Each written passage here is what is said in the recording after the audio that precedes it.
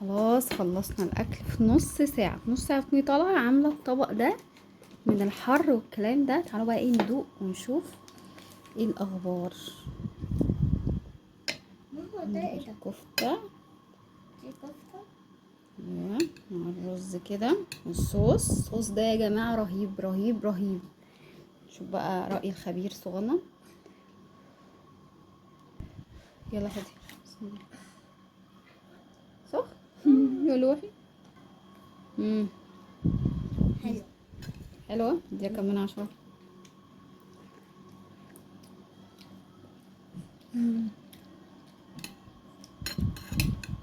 بطاطس دي كم من 10.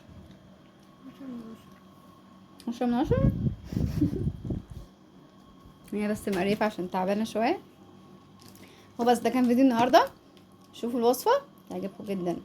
نخش على التفاصيل. اول حاجة عندي ربع كيلو من اللحمة المفرومة، حطيت عليه ملح وفلفل اسود وتوابل كفتة.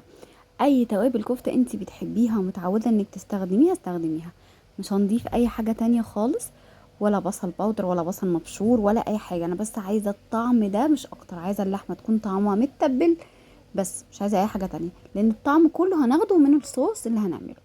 هنعملها كور كده وندخلها التلاجة ترتاح، وعقبال ما نخلص بقية الحاجات. انا في الوقت ده كنت مقطعة بطاطس مكعبات وكنت بقليها. تمام، عقبال ما الكفتة ايه اتشمعت كده في التلاجة. وok بقى عندي سخنتها، حطيت فيها اي مادة دهنية، هنا كانت سمنة. واول ما سخنت نزلت بكور الكفتة كده، واول ما اتأكدت ان هي خدت لون من تحت ابتديت ان انا اقلب فيها كده. تمام، نيجي بقى زي ما قلت لكم انا كنت بقطع ساعتها البطاطس وهقليها في الزيت. تقدروا ان انتوا تحطوها نيه جوه الصوص، بس لما بتتقلي بتبقى طعمها احلى شويه.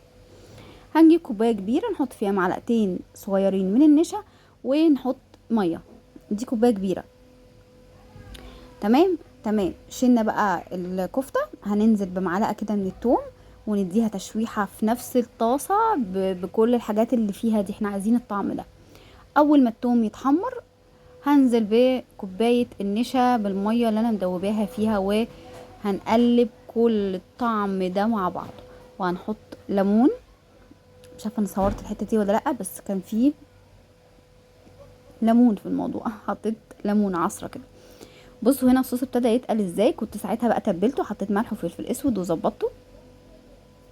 والبطاطس كنا خلاص طلعناها. الصوص ابتدى يتقل، نزلت الكفته تكمل سواها جوه الصوص. انا عايزه اقول لكم معلومه، ان انا في الاول خالص كنت معليه النار والكفته بتتشوح، وبعدين هديت شويه عشان تاخد سوا، وسبتها جوه الصوص ده حوالي تقريبا تلت ساعه جوه الصوص. وبعدين اخر 10 دقايق نزلت بمكعبات البطاطس علشان تاخد طعم من بعض. وبس. ده كان فيديو النهارده، يا رب تكون الوصفه عجبتكم. اشوفكم على خير الفيديو الجاي.